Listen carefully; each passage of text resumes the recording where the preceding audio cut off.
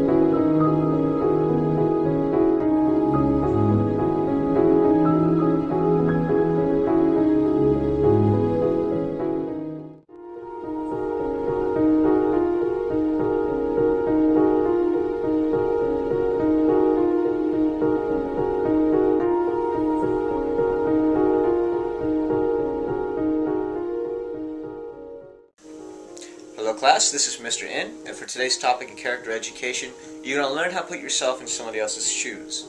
In this case, you're going to try and take the place of a homeless person who had disaster strike, and he lost his family and his home. And so you're going to try and write the story about how exactly did that happen, and does his circumstances get better? As you saw the story, you just saw what it was like to be him for a day. And so you're going to finish the story. Does things get better or do things get worse? And in this exercise, you should be able to have a better understanding of what it's like to be homeless. And it's a serious issue that we have today, and it's going to be something that you're going to need to prepare for when you graduate high school, and you will deal with people like this every single day. And what are you going to do to solve the problem? Are you going to be able to provide solutions, or are you going to be part of the problem? Like many people in the video you saw who weren't willing to lend out a helping hand to the homeless. And I am looking forward to reading your writings, and good luck. Before moving headlong into my Master of Arts in Education Technology and Learning program, my education technology profile was anything but impressive. After taking several education technology courses from the program, my technological proficiency improved drastically, as the results show. The focus of my portfolio is to teach my students about the early American Republic and one of the prominent figures of this time period, Alexander Hamilton. The United States is one of the most prominent countries in the world and has only been around for a couple hundred years. It's important to understand how this nation was developed and the people who helped brought about this process. The goal behind this subject is to facilitate knowledge about the early American Republic while giving my students the ability to learn technical skills such as conducting research on the internet, using Word documents, completing a web quest assignment, and a group project that will teach students teamwork and make the subject at hand relevant to the students. One of the methods I use to capture my students' interest in this project is modern media.